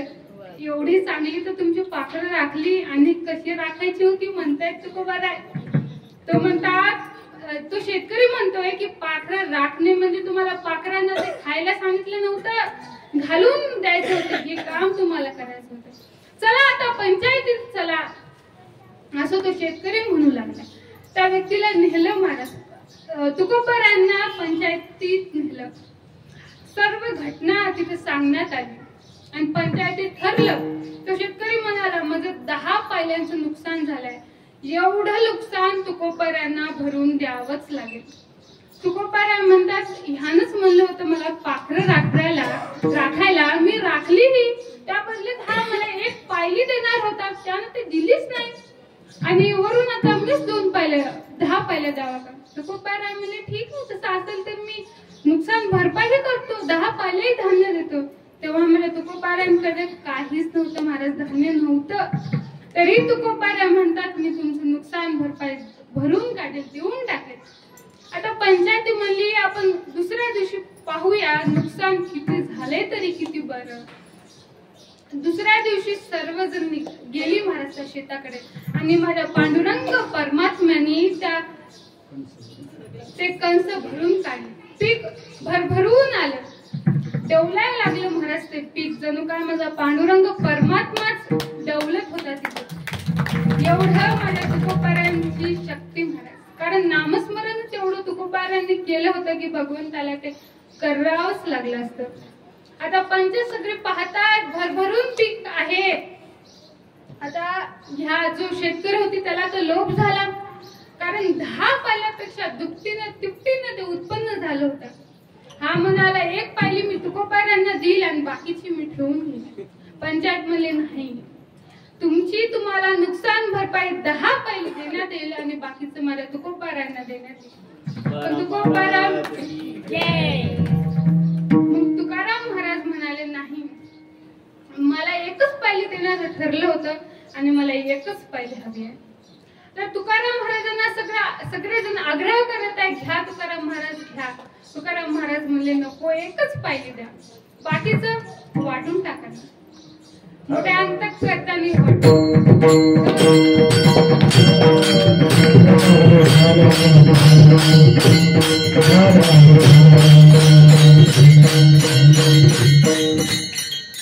आता तुकोबारायांचा हा चमत्कार सगळ्या गावात पसरला. तर तुकोबारायांनी प्रत्येक त्यांच्या जीवनात जे काही घटना झाल्या त्यावर अभंग लिहिले. आता तुकोबाराय माझे अभंग लिहित होते. एक वेळेस असंच तुकोबाराय भंडारा डोंगरावर होते, भजन करीत होते. आवली म्हणजे जिजाबाई त्यांचा नेम होता, पतिव्रता होत्या त्या. तुका म्हणे पतिव्रता तिची देवावरी सत्ता. त्या माझ्या जिजाबाई पतिव्रता होत्या. तुकोबाराय जेवल्याशिवाय जिजाबाई जेवत नव्हत्या महाराज. आता तुकाराम महाराजांना शोधायचं तरी कुठे, पण निघाल्या. आता भाकर घेतली आणि जिजाबाई निघाल्या की आता जेवू तर घालावंच लागेल तुकोबारायांना. शोधात निघाल्या. मग जिजाबाईंना कळालं की तुकोबाराय भंडारा डोंगरावर आहे. आता जावं तर तिथे पण 3 रस्ते होते. आता कोणत्या रस्त्याने जायचं हे काय जिजाबाईंना समजत नव्हतं. जिजाबाईंनी प्रत्येक रस्त्याला कान लावला आणि ज्या रस्त्यातून विठ्ठल विठ्ठल विठ्ठल नामघोष येत होता त्या रस्त्याने माझ्या जिजाबाई गेल्या. हातात त्यांच्या भाकरी होत्या आणि माथावर त्यांच्या पाणी होतं, डोसक्यावर त्यांच्या पाणी होतं. निघाल्यात. आता पांडुरंग परमात्मा म्हणले की आता तुकाराम महाराजांच्या आधी दर्शन जिजाबाईंनाच द्यावं लागेल, कारण तेवढी सत्ताच होती जिजाबाईंची. आता पांडुरंग परमात्मांनी ठरवलं की जिजाबाईंची भेट म्हणजे त्यांना आपण भेटायचं, त्यांना आपला कृपाशीर्वाद द्यायचा ठरवलं पांडुरंगाने. आणि त्या क्षणी जिजाबाईंच्या पायात काटा रुतला महाराज. जिजाबाई आता पांडुरंगांना शिवा देत आहेत, म्हणत आहेत, अरे विठ्ठल, तुझ्यासाठी तुकोबारायांनी म्हणजे माझ्या धन्यानी संसाराकडे लक्ष दिलं नाही, माझ्या संसाराची राख रांगोळी केली आणि माझ्या पायात आता काटा हे रुतलाय. काय करावं मी, तुला बघता येत नाही का? अशा प्रकारचे शब्द जिजाबाई तुकोबारायांना म्हणत होत्या. आता जिजाबाईंना म्हणत होत्या. मग पांडुरंगाने काय केलं बरं, गोराख्याचं रूप घेतलं, बाल स्वरूपातलं, आणि जिजाबाईंकडे आले, म्हणाले आई साहेब काटा काढू कर म्हणता. जिजाबाई म्हणते तू एवढूसा तुला निघेल का काटा. पांडुरंगच होते ते म्हणायला लागले चांगल्याचा काटा मी काढलाय, तुमचा का काढणार नाही बरं का. ठीक आहे. जिजाबाई म्हणाले काढा मग. आता ते चिमट्याने काटा काढायचा असतो महाराज. तो चिमटा काय पांडुरंगाकडे नव्हता. मग पांडुरंगाने असा जिजाबाईंचा पाय घेतला आणि दाताने काटा काढला महाराज. कारण एवढी सत्ताच होती ना. असं म्हणलेलं आहे. तू काय म्हणे पतिव्रता तिची देवावरही सत्ता. म्हणजे जर आपण पतिव्रता असेल तर आपली देवावरही सत्ता असते. मग आता काटा तर काढला पांडुरंगाने. जिजाबाई गेल्या, तुकोबारांकडे गेल्या आणि तुकोबारांना जेवू घातलं. तुकोबांना म्हणताय जिजाबाई की चला आता घराकडे चला. किती वेळ इथं तुम्ही भजन करत बसणार, अभंग लिहित बसणार, जरा घराकडेही बघा, लेकरांनाही जरा बोला, माझ्याशी जरा बोला, चला घराकडे चला म्हणाले. आले तुकाराम महाराज घराकडे आला. तर तुकाराम महाराजांचा गाथा लिहून झाला होता. सगळीकडे बातमी पसरली की तुकाराम महाराजांनी गाथा लिहिला. ब्राह्मणांच्या लक्षात आले की तुकाराम महाराजांनी गाथा लिहिलाय. ते म्हणायला लागले की तुम्हाला कुणी अधिकार दिलाय अभंग लिहिण्याचा, गाथा लिहिण्याचा, असे म्हणत होते ब्राह्मण. आणि त्यावेळेस रामेश्वर भट्ट ना ह्या सगळं सांगण्यात आलं की तुकोबारांनी अभंग लिहिले, गाथा लिहिली आहे. रामेश्वर भट्टांनी पुढे तुकोबारांना बोलावलं, विचारलं तुम्ही का बरं, तुम्हाला कोण अधिकार दिलाय की गाथा लिहिण्याची, का लिहिले तुम्ही, यापुढे तुम्ही लिहायचं नाही. तुकोबारामध्ये शांत झाले आणि पांडुरंगाकडे बघतायत, पांडुरंगाच्या मूर्तीकडे बघतायत आणि म्हणतायत का रे विठ्या, काय रे पांडुरंगा, तुला म्हणजे अभंग लिहिलेले आवडत नव्हते का, का तू असं केलं, तुलाच नको आहे ना मी अभंग लिहिलेला, लिहिणार नाही म्हणले. आता तुकोबारा म्हणले पांडुरंगाला लिहिणार नाही म्हणले, मनातच तुझं भजन करेल म्हणले. असं घडलं महाराज. आणि काही दिवसांनी रामेश्वर भट्ट पुण्यात गेले. तिथे खूप गरमी होती तर त्यांनी विहिरीत स्नान करण्याचं ठरवलं. पण आता तिथे एक व्यक्ती होता आडबंगशाह. आता स्नान तर त्या विहिरीतच करायचं होतं. आता रामेश्वर भट्ट विहिरीत उडी मारण्यात तेवढ्यातच आडबंगशाह भट्ट म्हणतोय की तुम्ही थोडस पाणी घ्या आणि बाजूला अंघोळ करा. रामेश्वर भट्टला नाही म्हणले, मी विहिरीतच पोहणार म्हणले. मग रामेश्वर भट्ट म्हणतायत की विहिरीतच पोहणार. रामेश्वर भट्टांनी उडी घेतली विहिरीत आणि पोहतायत. बाहेर निघतायत तर का अंगाचा दहा होतो, शांतच होत नाही. पाणी टाकलं बरं वाटतंय, लगे दहा होते. तसं करत करत रामेश्वर भट्ट ज्ञानेश्वर महाराजांकडे गेले. ज्ञानेश्वर महाराजांना साष्टांग दंडवत घातले.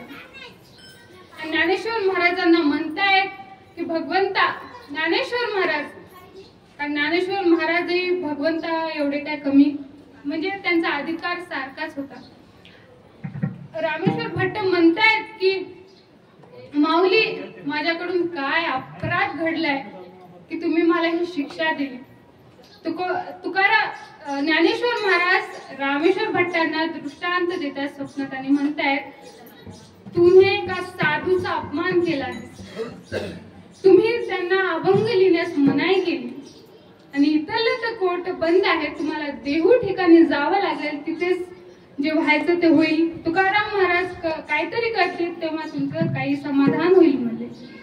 आता तसंच करत करत रामेश्वर भट्ट देहूला तुकोबारांपुढे थांबले आणि तुकोबारांना सांगितले तुकाराम महाराज, मला शरीराचा दाह कमीच होत नाही. तुकाराम महाराजांनी अभंग म्हणले आणि हात फिरवला, दाह शांत झाला. एवढी ख्याती माझ्या तुकोबारांची होती, काय करू शकले नाही. खूप काही केलं जगासाठी, तर भरपूर काही केलं. स्वतःच्या संसाराचा विचार त्यांनी कधीच केला नाही. नेहमी इतरांचं ते कल्याणच करत होते. असंच आता रामेश्वर भट्टांना तर लक्षात आली होती त्यांची चूक, पण आणखीन काही ब्राह्मण होते, त्यांनी गाथा इंद्रायणी टाकली. तुकाराम महाराजांना कळालं, दुःख झालं तुकोबारांना. जिजाबाईंनाही तेवढंच दुःख झालं, कारण जिजाबाईंना परमात्मा भगवंत एवढं काही समजत नव्हतं. भोळ्या होत्या त्या नेहमी पांडुरंगांना काही ना काही म्हणतच असेल, तुझ्यामुळे माझा संसार होत नाही असं म्हणतच होत्या. तरीही जिजाबाईंना खूप दया येऊ लागली, कारण उपाशी राहून तुकोबारांनी ते अभंग लिहिली होती. कारण पतिव्रता होत्या, आपल्या पतीचं दुःख त्यांना लक्षात येत होतं. माझे तुकोबारा आता काही खात नव्हते ना काही पीत नव्हते. 7 दिवस झाले. पांडुरंग परमात्म्यानी तो अभंग, तो गाथा पाण्यात असा तारला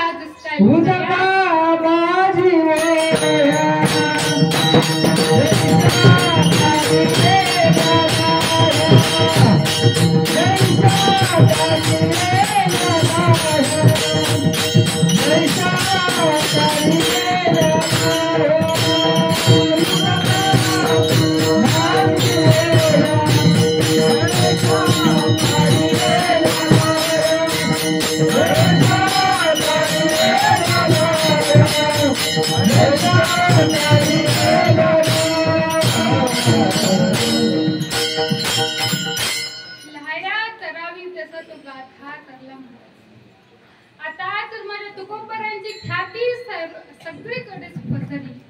लोक तुकाराम महाराजांना कीर्तनासाठी, प्रवचनासाठी, भजनासाठी बोलवू लागले आणि तुकाराम महाराजही जात होते.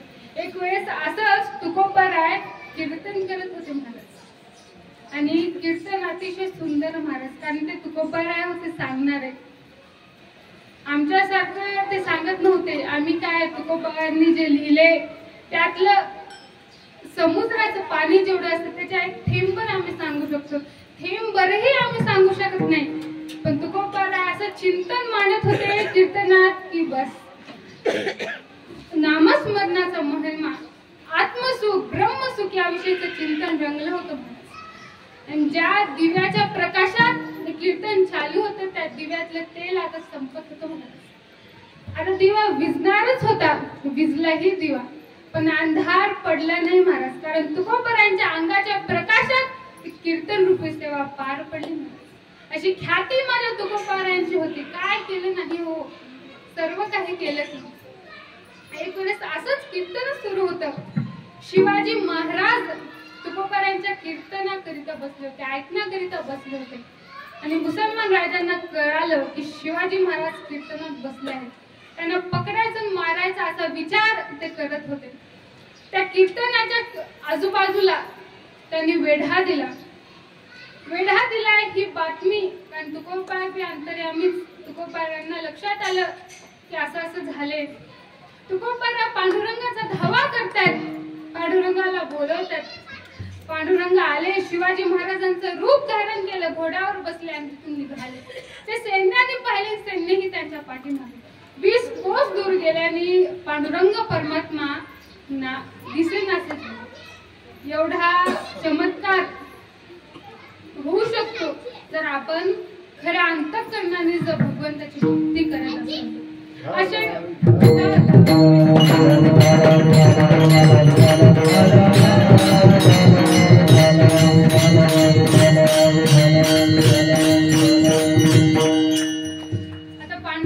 तुकोबारांची बरीच ख्याती झाली.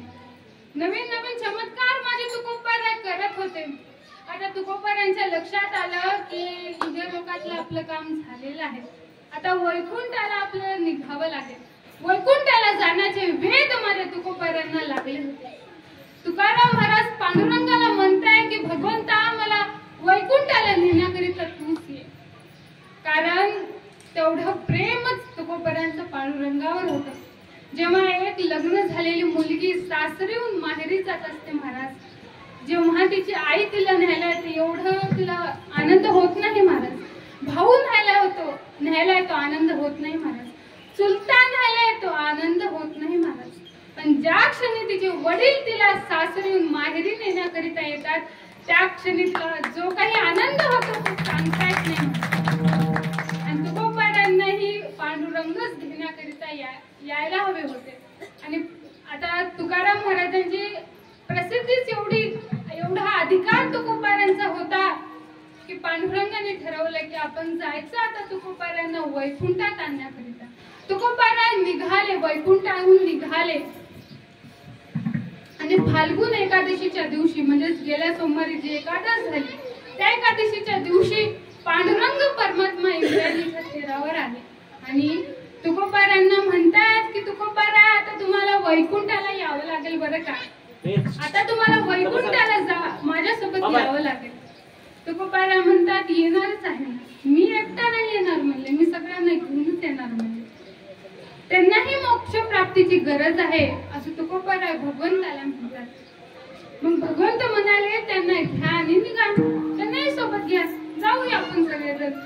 पण तुकोबारा म्हणतात की थांबा ना पांडुरंगा जरा, होळीचा सण आहे काही दिवसाहून, तेवढा सण त्यांना साजरा करू द्या, मग जाऊया आपण. मग भगवंताने ठरवलं की तोपर्यंत इंद्रायणीच्या तीरावर असा अद्भुत असा सोहळा रंगवायचा. त्यात कीर्तन भजन नामस्मरणाचा जयघोष सुरू झाला. आता 5-6 दिवस झाली होती. भगवंत म्हणतात तुकोबारांना, तुकोबारा आजच्या दिवशी जे काही कीर्तन नामस्मरण तुम्हाला करायचं आहे ते करा, पण उद्याच्या दुपारी म्हणजे आजच्या दिवशी तुम्हाला वैकुंठाला यावं लागेल बरं का. तुकोबारा म्हणाले ठीक आहे, हरकत नाही. तुकोबारा भजन कीर्तन करत आहेत. अतिशय दिव्य स्वरूपाचा सोहळा इंद्रायणीच्या तीरावर रंगला होता. पण गंमत अशी महाराज, तो सोहळा फक्त माझ्या तुकोबारांना दिसत होता आणि कळत होता. इतर कोणाला तो पाहताही आला नाही आणि कळालाही नाही. आता झालं महाराज, सकाळ होत आली, सकाळच झाली होती. तुकोबारा निघाले गावाकडे. चला वैकुंठाला चला, सर्वांना सांगत होते. चला काका तुम्ही चला, आजी तुम्ही चला, सर्वांना म्हणत होते चला वैकुंठाला. कोणी येण्यास तयार नव्हतं, कारण कोणी लक्षच देत नव्हते एवढं. कारण तुकोबारा कधीही कोणत्या गावाला निघाले, कुठं चालला तुकोबार, वैकुंठाला चाललो. भजन करण्याकरता डोंगरावर जात आहे तुकोबार. कुठं चाललाय विचारलं, वैकुंठाला चाललो. असे शब्द माझ्या तुकोबारांचे होते. आताही लोक विचारत होती कुठे तर वैकुंठाला चाललो. लोक कोणीच येण्यास तयार नव्हती. सगळेजण काही ना काही कारण देत होती. माझ्या मुलीचं लग्न आहे, माझी मुलगी गरोदर आहे, असं होत होतं महाराज. कोणीच येण्यास तयार नव्हतं. संसारात सर्वजण गुंतले होते. पक्षी अंगणी उतरते ते का गुंतून राहती, ते का गुंतात. आपणही संसारात गुंतायचं नसतं महाराज, संसार करायचा पण गुंतून राहायचं नाही महाराज. आता सगळे महाराज तुकोबारा सगळ्यांना म्हणत आहेत चला, कोणी येण्यास तयार नाही. तुकोबारा आता अवलीकडे येतात आणि म्हणतायत, अवली जिजाई चल, मी वैकुंठाला चाललो, तुला यावं लागेल, तू माझी धर्मपत्नी आहेस आणि तुझं सर्व करणं हे माझं कर्तव्य आहे असं तुकोबारा म्हणतायत. जिजाबाई म्हणते की मी येणार नाही, म्हैस आताच प्रसूती झाली, तिचं कोण करणार, मी 5-6 महिन्याची गरोदर आहे, मग माझं कोण, या लेकराचं कोण, कसं होणार, मी काय येणार नाही म्हणले. आणि अशा अवस्थेत कुठे येऊ म्हणले, येणार म्हणले, मी नाही येणार. तुकोबारा आता निघाले आणि जिजाबाई म्हणतात जा, तुम्हीच जा म्हणले, वैकुंठाला तुम्ही जा, मला माझं वैकुंठ हेच आहे म्हणले. तुकाराम महाराज निघाले आणि जिजाबाई म्हणतात चलात ना जा, पण लवकर या बरं जाऊन, तिथंच गुंताल नसाल, तिथंच तुमचं भजन सुरू होईल, भजन करा पण वापस घरी या, असं जिजाबाई म्हणत होत्या.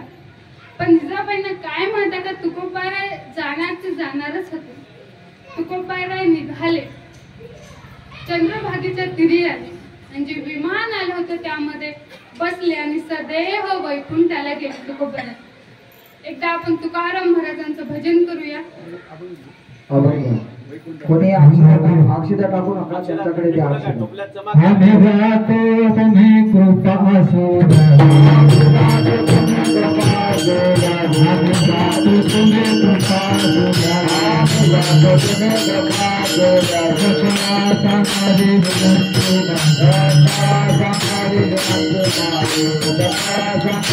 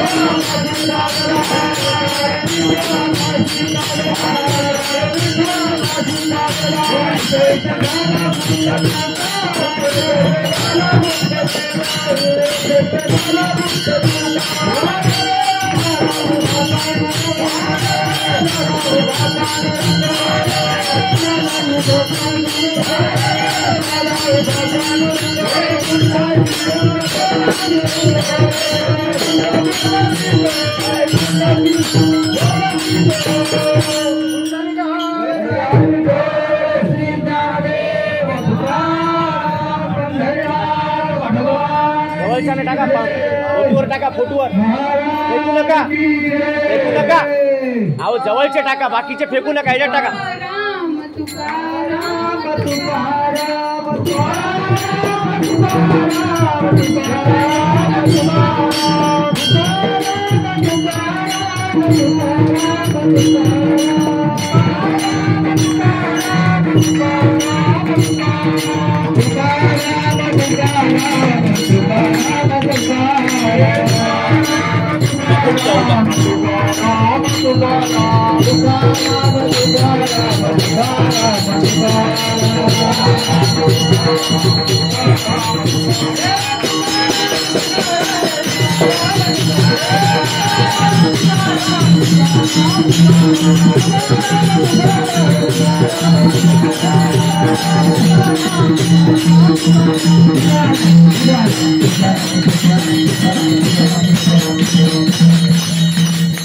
Thank you.